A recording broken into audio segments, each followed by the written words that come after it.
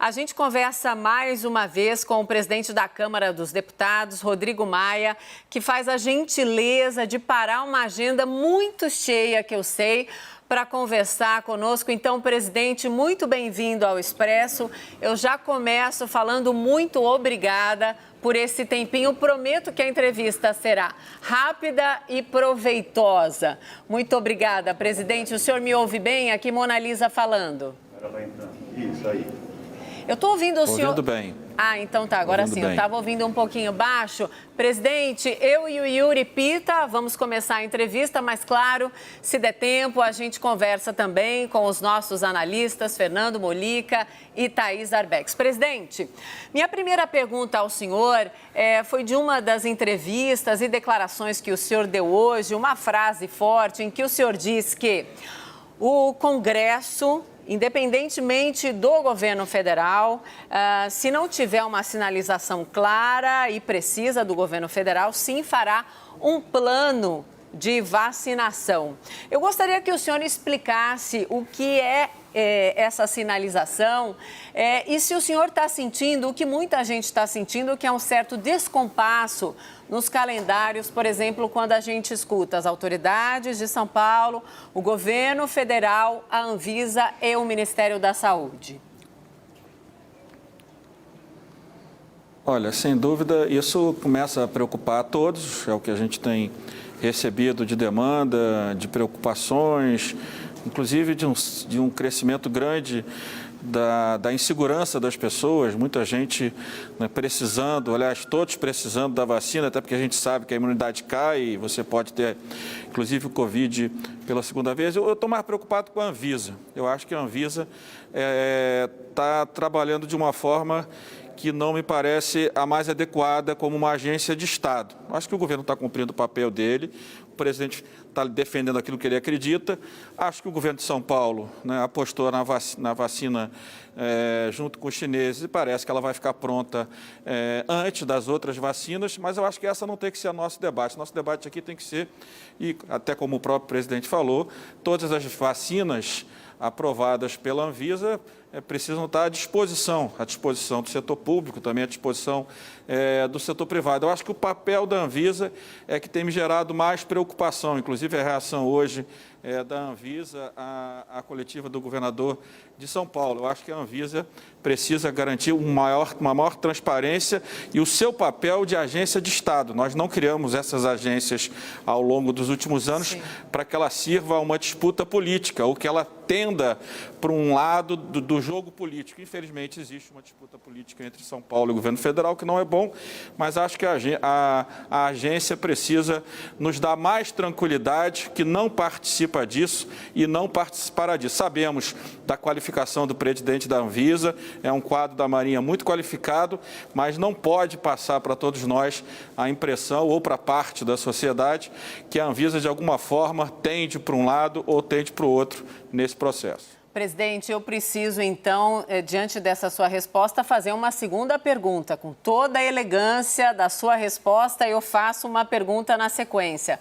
O senhor acha que pode estar havendo interferência política na Anvisa a ponto de comprometer o timing das decisões sobre o aval, por exemplo, da Coronavac de São Paulo? Eu não tenho como ter essa clareza, mas as posições da Anvisa têm preocupado a muitas pessoas. Eu acho que o governo deveria, eu disse isso ao presidente Bolsonaro, junto com o Congresso, criar um plano para que isso não fique sob responsabilidade do Poder Judiciário, e isso deixando claro, né, que todas as vacinas serão utilizadas, sem obrigatoriedade. A obrigatoriedade não acho que tenha defesa da maioria da sociedade, nem dos especialistas, mas eu acho que a agência, em determinados momentos, acho que hoje, em outros momentos, me deu a impressão, para algumas pessoas, que ela tende, não estou dizendo que a interferência do governo não tem essa informação, talvez tenda para agradar o governo numa posição, até porque as nomeações são a nível federal. Sim. Então, eu acho que a agência precisa ter um pouco pouco mais de transparência, um pouco mais de cuidado e nos deixar tranquilo que vai cumprir o seu papel, vai aprovar, se tecnicamente tiver condições, as vacinas, qualquer vacina que seja, para que os brasileiros possam ter acesso e daqui a pouco a gente não tenha uma situação inusitada. As pessoas que têm condição viajando para os países que têm vacina e a maior parte da população sem essas condições, aqui entrando em desespero e sem condições de ter a sua vacina, como deve ser o direito de todos os brasileiros. Sim. Yuri Pita, sua pergunta. Obrigado. Boa noite, Mona Lisa. Boa noite, presidente. Obrigado por estar conosco. O senhor mais cedo, na entrevista hoje à tarde, na entrevista coletiva, o senhor mencionou a construção do caminho para uma candidatura à sua sucessão, que passa, entre outros assuntos, pela independência da Câmara e também pela questão da pauta de costumes. Eu queria aproveitar a presença do senhor para que o senhor detalhasse quais pautas são essas de costumes que o senhor teme algum tipo de retrocesso na próxima gestão e que precisa ser um compromisso do candidato que o senhor vem apoiar para a sua sucessão em fevereiro. Não que eu venha apoiar, mas que a maioria venha apoiar. Eu estou dizendo que a Câmara e o que nós queremos representar nesse momento, e eu chamei de movimento Câmara Livre. Livre de qualquer interferência desejada de qualquer outro poder. Não é aqui uma crítica a A ou B ou C, mas nós queremos manter, acho que essa é a vontade da maioria da Casa, manter a Câmara independente do Poder Executivo e do Poder Judiciário também. Então, essa independência, esse movimento da Câmara Livre, acho que é muito importante. Por que eu digo isso? Porque todos os candidatos colocados até o momento têm a agenda econômica muito parecida. Todos vão defender a mesma pauta. É o que eu estou vendo na imprensa, nas redes sociais dos candidatos, né? Se essa agenda está resolvida, para que a interferência do governo? Para entrar nas outras pautas, no voto impresso, para entrar na agenda do meio ambiente, uma interferência maior, porque é uma agenda que o governo acredita, com mais força na questão das armas. Eu acho que o governo, na verdade, na agenda econômica, não precisa se preocupar. Todos os candidatos, a maioria do plenário, defende uma agenda liberal na economia. Eu acho que essa tranquilidade o governo precisa ter. Então, se ele quer ter o seu candidato, né, ele precisa interferir na outra pauta, nas outras pautas. E acho que a do meio ambiente é que está causando mais dano para todos nós. Não apenas um impacto, né, de alguma forma com a narrativa, estimulando, né, vamos dizer, uma certa flexibilização do nosso meio ambiente, mas mais grave com isso, porque hoje não é apenas a questão do impacto no nosso meio ambiente, nos nossos estados, mas também o impacto na decisão de investimentos privados, que hoje tem o meio ambiente como uma das pré-condições para investimentos de fundos, principalmente no nosso país. Então, eu acho que essa outra agenda, é por isso que eu digo que essa tentativa do governo de ter um candidato, primeiro, uma tentativa de uma candidatura, né, para derrotar o meu candidato, para derrotar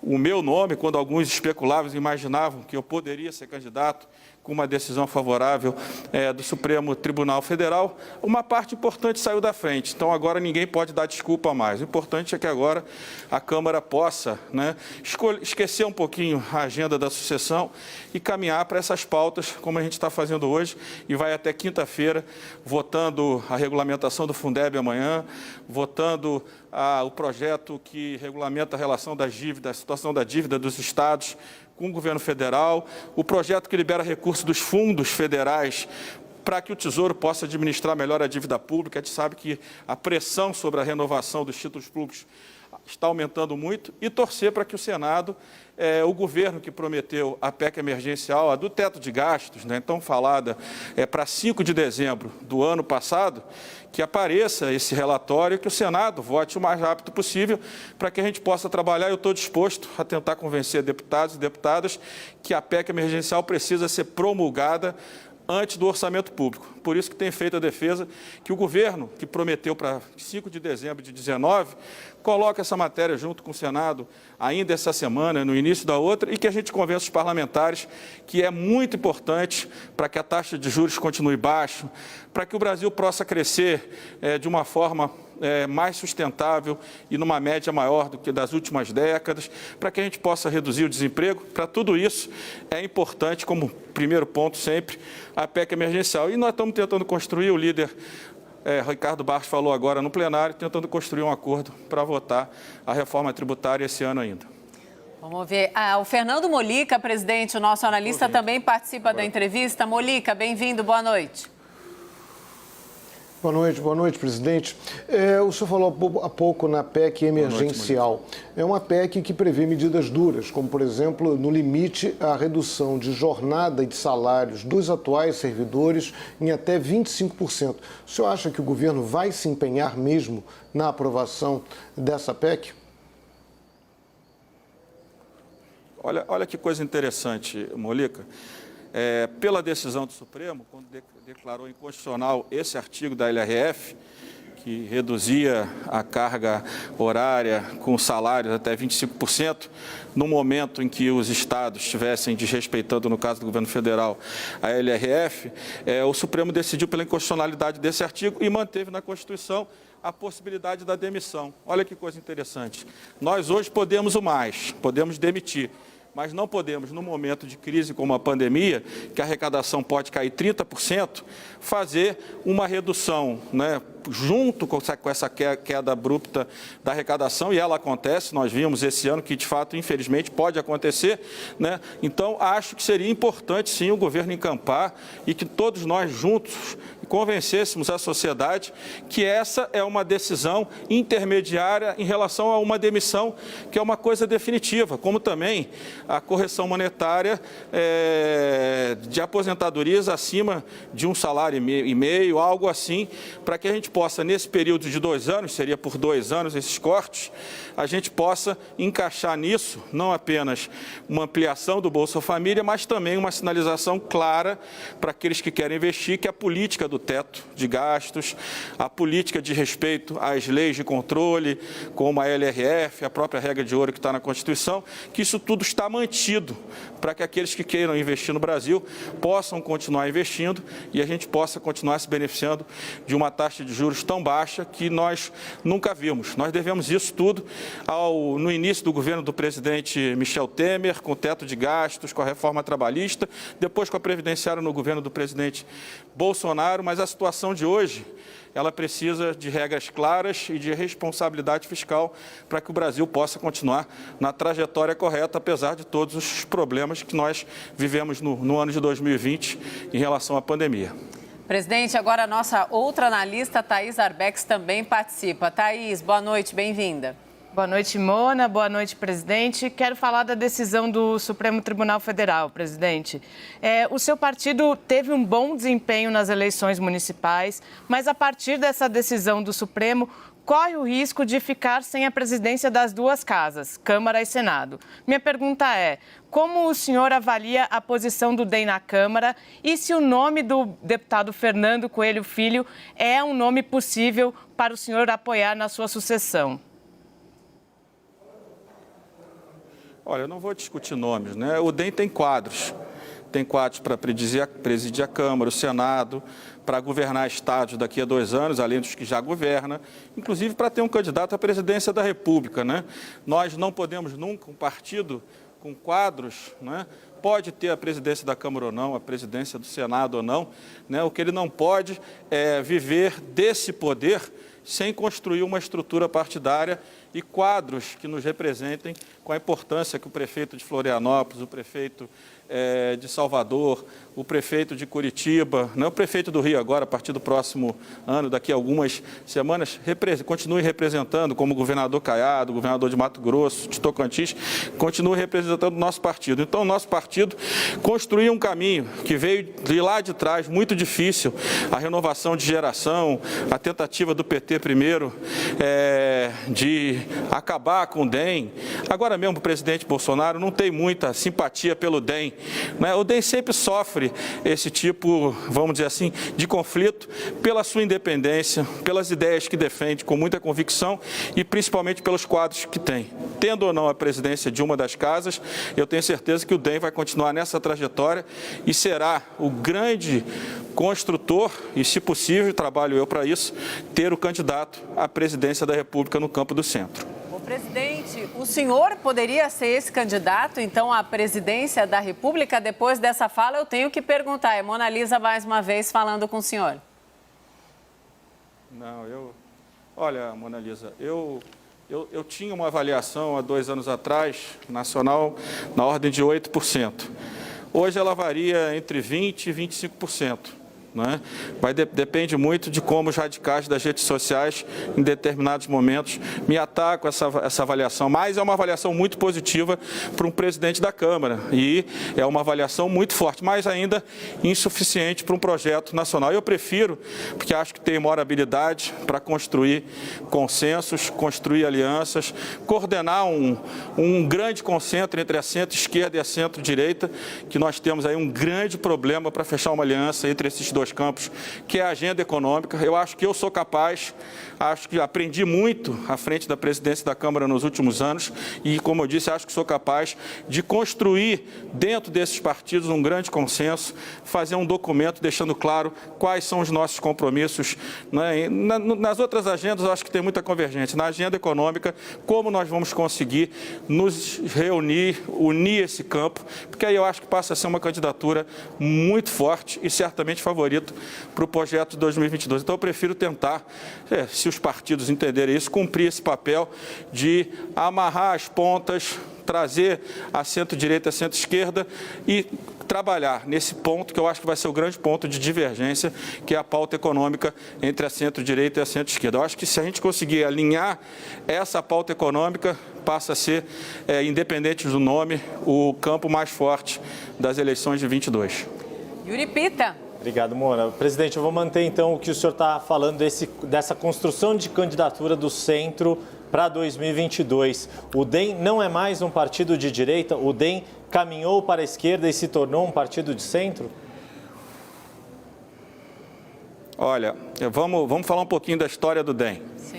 Em 94 para 95, o presidente Bonhausen, né, da qual ainda continuo muito amigo e é uma das grandes referências que eu tenho na política brasileira, por tudo que fez como político e como presidente do meu partido, né, ele, à época, né, trabalhou pela ampliação do espaço político do DEM. À época, ele trouxe o governador, acho que era o governador Jaime Lerner, que vinha da esquerda do PDT, e o ex-prefeito César Maia, do Rio de Janeiro, que vinha do PDT, PMDB, e os dois foram juntos para o PFL, articulados pelo presidente Bonhausen e pelo então deputado Luiz Eduardo Magalhães. Foi o primeiro movimento do partido da direita para a centro-direita, trazendo os quadros da centro-esquerda, né?